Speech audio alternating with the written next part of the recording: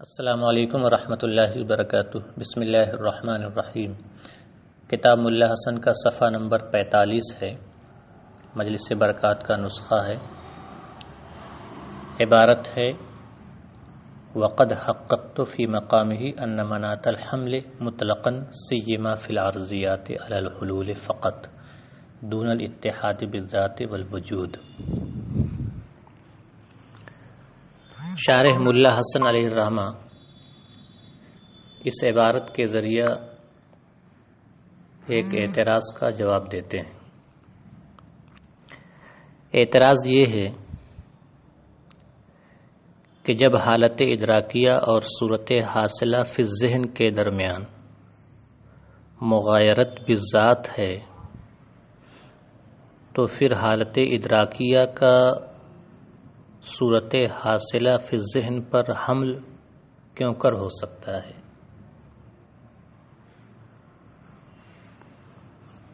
شارح علیہ الرحمہ اس اعتراض کا جواب دیتے ہیں کہ حالت ادراکیہ یہ عرضیات میں سے ہے، یوں ہی صورت حاصلہ فی الذہن یہ بھی عرضیات میں سے ہے۔ صورت حاصلہ فی الذہن یہ ذہن میں حاصل ہوتی ہے، اسی طرح حالت ادراکیہ یہ بھی ذہن میں پیدا ہوتی ہے، ذہن کے ساتھ قائم ہوتی ہے۔ تو حالت ادراکیہ اور صورت حاصلہ فی الذہن دونوں عرضیات ہیں اور ان کا معروض ہے ذہن۔ تو حالت ادراکیہ اور صورت حاصلہ فی الذہن اگرچہ بالذات دونوں میں تغایر ہے، دونوں الگ الگ ہیں، لیکن چونکہ ان کا معروض ایک ہے اس لیے حالت ادراکیہ اور صورت حاصلہ فی الذہن دونوں نے ایک دوسرے میں حلول کر رکھا ہے، تو دونوں کے درمیان اتحاد بالذات یا اتحاد بالوجود کا علاقہ تو نہیں ہے، لیکن علاقہ حلول ضرور ہے۔ اس لیے حالت ادراکیہ کا صورت حاصلہ فی الذہن پر حمل حلول کی بنیاد پر ہوتا ہے، کیونکہ حمل کا دار و مدار بالخصوص عرضیات میں صرف اور صرف حلول پر ہوتا ہے، اتحاد بالذات یا اتحاد بالوجود پر نہیں ہوتا ہے۔ اس کی وجہ یہ ہے کہ کبھی ایسا ہوتا ہے کہ معروض پایا جاتا ہے اور عارض نہیں پایا جاتا، اور کبھی ایسا ہوتا ہے کہ معروض جوہر ہوتا ہے اور عارض کیف ہوتا ہے۔ تو جوہر و عرض میں اسی طرح موجود و معدوم میں اتحاد بالذات یا اتحاد بالوجود کا تصور ہی نہیں ہو سکتا ہے۔ ہاں، دونوں کے درمیان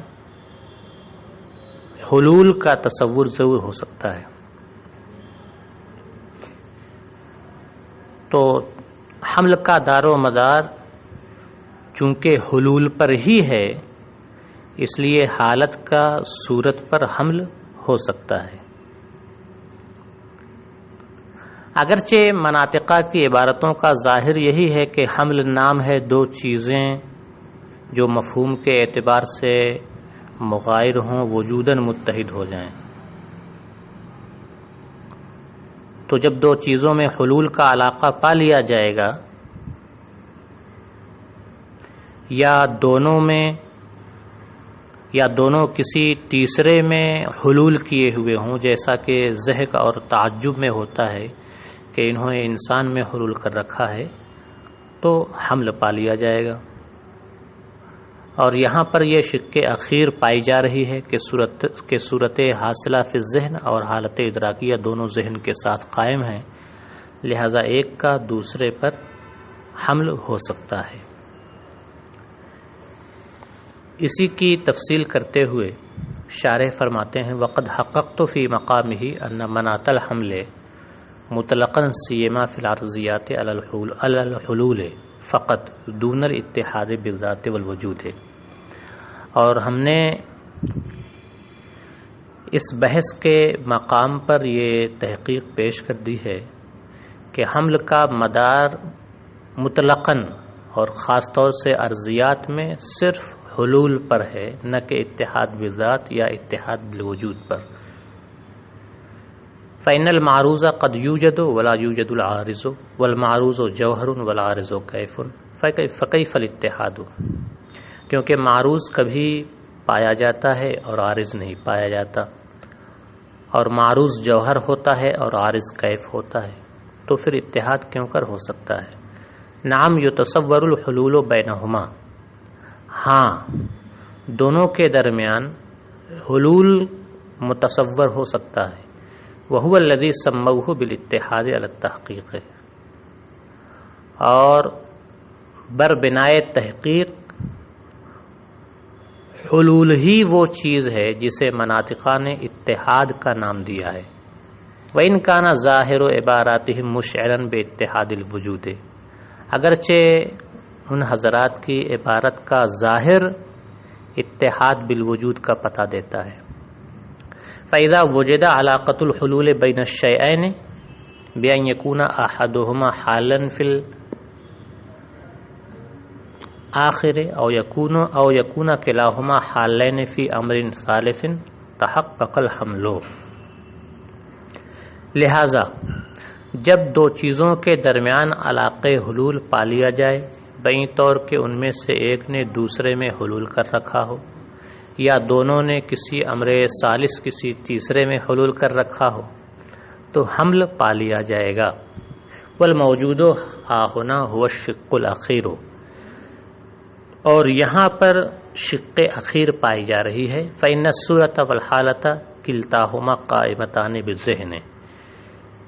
کیونکہ صورت حاصلہ فی الذہن اور حالت ادراکیہ دونوں ذہن کے ساتھ قائم ہیں۔ اس گفتگو کے بعد شارح علیہ الرحمہ ایک اعتراض کا جواب اور دیتے ہیں۔ اعتراض یہ ہے کہ اگر حالت ادراکیہ صورت کے ساتھ منظم ہے تو لازم آئے گا کہ صورت یہ عالمہ اور مدرکہ ہو جائے۔ وجہ یہ ہے کہ ادراک حالت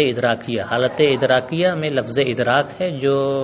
مصدر ہے، ماخذ اشتقاق ہے۔ تو جب حالت ادراکیہ صورت کے ساتھ منظم ہوگی تو ادراک صورت کے ساتھ پایا جائے گا، کیونکہ ادراک یہ ماخذ اشتقاق ہے اور حالت ادراکیہ یہ صورت کے ساتھ منظم ہے، تو ادراک صورت کے ساتھ پایا جا رہا ہے۔ تو جب ادراک ماخذ اشتقاق صورت کے ساتھ پایا جا رہا ہے تو اس ادراک کا مشتق یعنی مدرکہ عالمہ، اس کا بھی ثبوت صورت حاصلہ فی الذہن کے لیے ہوگا، تو صورت حاصلہ فی الذہن کا عالمہ اور مدرکہ ہونا لازم آئے گا۔ تو اگر حالت ادراکیہ صورت کے ساتھ منظم ہو تو یا تو یہ لازم آئے گا کہ صورت عالمہ ہو جائے اور مدرکہ ہو جائے،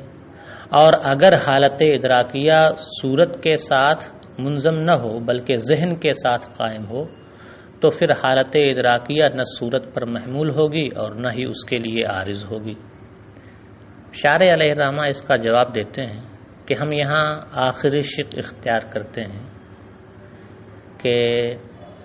حالت ادراکیہ ذہن کے ساتھ قائم ہے، اور کہتے ہیں کہ حالت ادراکیہ ذہن کے ساتھ قائم تو ہوتی ہے، لیکن ہم یہ بھی کہتے ہیں کہ حالت کا حمل صورت پر ہوتا ہے، بالکل ایسے ہی جیسے ذاہق کا حمل متعجب پر ہوتا ہے، لیکن ذاہق کا حمل متعجب پر اس معنی کر ہوتا ہے کہ ذاہق متعجب کے مفہوم پر محمول نہیں ہوتا ہے بلکہ اس کے افراد پر محمول ہوتا ہے، اور ذاہق اپنے افراد میں حال ہوتا ہے، تو ضحک اور تعجب دونوں انسان کے افراد میں حال ہوتے ہیں، اسی طرح صورت اور حالت دونوں ذہن میں حال ہوتے ہیں، اور حالت ادراکیہ کا صورت پر حمل ہوتا ہے۔ شارح فرماتے ہیں وحینئذ لا يرد علیہ ما اورد علی بطلانها بأن تلك الحالة إن كانت منضمة فإما أن تقوم بالصورة فتكون عالمة حقيقة لأن مناط حمل المشتق قيام المبدأ وإما أن تكون قائمة بالذهن فلا تكون محمولة على الصورة ولا تكون عرضا لها۔ اور اس وقت اس گفتگو پر وہ اعتراض وارد نہ ہوگا جو اعتراض یہاں پر وارد کیا جاتا ہے، اور اس وقت وہ اعتراض وارد نہیں ہوگا جو اس کے بطلان پر وارد کیا جاتا ہے کہ حالت ادراکیہ اگر منظم ہوگی تو یا تو صورت کے ساتھ قائم ہوگی تو صورت حقیقت میں عالمہ ہو جائے گی، عالمہ اور مدرکہ ہو جائے گی، کیونکہ مشتق کے حمل کا مدار موضوع کے ساتھ ماخذ اشتقاق کے قیام پر ہے۔ عبارت دیکھیے گا لأن مناط حمل المشتق قیام المبدأ، ترجمہ ہم یوں کریں گے کیونکہ مشتق کے حمل کا دار و مدار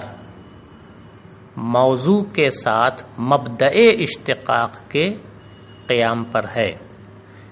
وَإِمَّا أَن تَكُونَ قَائِمَةً بِالذِّهْنِ فَلَا تَكُونُ مَحْمُولَةً عَلَى الصُّورَةِ، یا حالت ادراکیہ ذہن کے ساتھ قائم ہوگی تو پھر وہ صورت پر محمول نہیں ہوگی اور نہ اس کے لیے عرض ہوگی، وَلَا تَكُونُ عَرْضًا لَهَا۔ شارح جواب دیتے ہیں فَإِنَّا نَخْتَارُ الشِّقَّ الثَّانِيَ وَنَقُولُ حَمْلُهَا عَلَى الصُّورَةِ كَحَمْلِ الزَّاحِكِ عَلَى الْمُتَعَجِّبِ، کیونکہ ہم شق ثانی اختیار کریں گے اور کہیں گے کہ حالت کا صورت حاصلہ فی ذہن پر حمل ایسے ہی ہے جیسے ضاحک کا حمل متعجب پر ہے۔ اس گفتگو کے بعد شارح علیہ الرحمہ ایک اعتراض کا اور جواب دیتے ہیں۔ اعتراض یہ ہے کہ یہاں پر جو شک مشہور ہے، جو شبہہ ہے، وہ شبہہ 3 مقدمات مسلمہ پر مبنی ہے۔ ان 3 مقدمات میں سے ایک مقدمہ یہ تھا کہ علم اور معلوم بالذات متحد ہیں، تو علم اور معلوم کے درمیان اتحاد بالذات ہے۔ اب اگر ہم علم سے مراد حالت ادراکیہ لیں اور یہ مانیں کہ علم در حقیقت حالت ادراکیہ ہی ہے، تو پھر علم اور معلوم کے درمیان اتحاد بالذات نہیں ہوگا بلکہ تغایر بالذات ہوگا، اور اس بنیاد پر اتحاد علم و معلوم کا مقدمہ یہ اس کا انکار ثابت ہوگا۔ لہذا یہاں پر مصنف نے جو حل پیش کیا ہے وہ حل ازالہ شک، دفع شک کی صلاحیت بالکل بھی نہیں رکھتا ہے۔ شارح نے اس کا جواب یہ دیا کہ اتحاد علم و معلوم کا مقدمہ ہمارے نزدیک مسلم ہے، لیکن ہم یہ کہتے ہیں کہ یہ اتحاد یعنی علم و معلوم کا یہ اتحاد اس علم کے لحاظ سے ہے جو علم صورت حاصلہ فی الذہن کے معنی میں ہو، جسے بطور مسامحت علم کہا جاتا ہے۔ رہی حالت ادراکیہ جو در حقیقت علم ہے، اس میں اتحاد علم و معلوم نہیں ہوتا ہے بلکہ وہاں تو تغایر بالذات پایا جاتا ہے۔ لہٰذا حل میں مقدمہ اولا کا انکار نہیں ہے، بلکہ اس کی تعویل کی گئی ہے کہ وہاں علم سے مراد ہے علم بمعنی صورت حاصلہ فی الذہن۔ اسی کے بارے میں شارح کہتے ہیں وَأَيْضًا لَا يَرِدُ مَا أُورِدَ أَنَّ كَلَامَنَا فِي الشُّبْهَةِ عَلَى اتِّحَادِ الْعِلْمِ وَالْمَعْلُومِ بِالذَّاتِ۔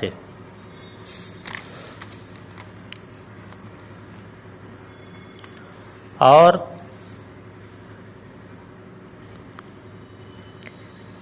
نیز یہ اعتراض وارد نہیں ہوگا جو یہاں پر اعتراض کیا جاتا ہے کہ شبہے میں ہمارا کلام علم و معلوم کے اتحاد بالذات پر ہے، وعلی تقدیر کون العلم حقیقتاً ہے الحالۃ المذکورہ یلزم تغایرہما بالذات، اور علم کے در حقیقت حالت ادراکیہ ہونے کی تقدیر پر دونوں کے درمیان تغایر بالذات لازم آئے گا۔ فإن الاتحاد انما، یہاں سے شارح جواب دیتے ہیں فإن الاتحاد انما قصد فی العلم بمعنی صورت دون الحالت، کیونکہ جہاں علم و معلوم کے درمیان اتحاد کی بات کہی گئی ہے وہاں اتحاد علم بمعنی صورت حاصلہ فی الذہن میں اتحاد مراد لیا گیا ہے، دون الحالت الادراکیہ، نہ کہ حالت ادراکیہ میں اتحاد مراد لیا گیا ہے۔ اس گفتگو کے بعد شارح کہتے ہیں کہ ہم نے جو یہ تحقیق پیش کی ہے یہ ہمارے نزدیک قابل قبول ہے، اور اس تحقیق کو اگر پیش نظر رکھا جائے تو ان تمام اعتراضات کا جواب دیا جا سکتا ہے جو اعتراضات یہاں پر وارد ہوتے ہیں۔ لہٰذا ہم ہر دانشور سے، ہر عقلمند سے یہ امید رکھتے ہیں کہ وہ اس تحقیق کو قبول کریں گے، اور اس تحقیق کے پیش نظر یہاں پر کیے جانے والے اعتراضات کا ازالہ خود کر لیں گے۔ اس امید کے پیش نظر ہم نے ان اعتراضات کو اور ان کے جوابات کو یہاں ذکر کرنے کی ضرورت محسوس نہیں کی، کیونکہ ہمیں امید ہے کہ اگر ہماری یہ تحقیق پیش نظر رکھی گئی تو اس تحقیق کے پیش نظر آدمی خود ان اعتراضات کا جواب دے لے گا۔ شارح کہتے ہیں حاضر تحقیق اندی حقیق بأن یتلقى بالقبول، یہ تحقیق میرے نزدیک اس بات کی حقدار ہے کہ اسے قبولیت سے نوازا جائے۔ وبعد تنقیحہ بہذا النمط العنیق ارجو من اللبیب دفع الاوہام الموردۃ ہاہنا، اور اس خوبصورت طریقے پر اس کی تحقیق و تنقیح کے بعد ہم عقلمند انسان سے یہ امید رکھتے ہیں کہ وہ یہاں پر وارد ہونے والے اعتراضات کو خود دفع کر لے گا۔ ولم نشتغل بذکرہا و دفعہا، اور ہم ان اعتراضات کے ذکر اور ان کے دفع پر مشغول نہیں ہوئے، لئلا یخرج الکلام من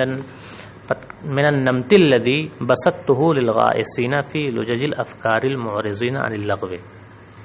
تاکہ ہماری گفتگو اس طرز سے باہر نہ ہو جائے جو طرز ہم نے ان حضرات کے لیے بچھایا ہے، ہموار کیا ہے، جو افکار کی گہرائیوں میں غوطہ زنی کرتے ہیں اور لغو اور بے فائدہ چیزوں سے اعراض کرتے ہیں۔ یہ شارح کی تحقیق تھی۔ آج کا سبق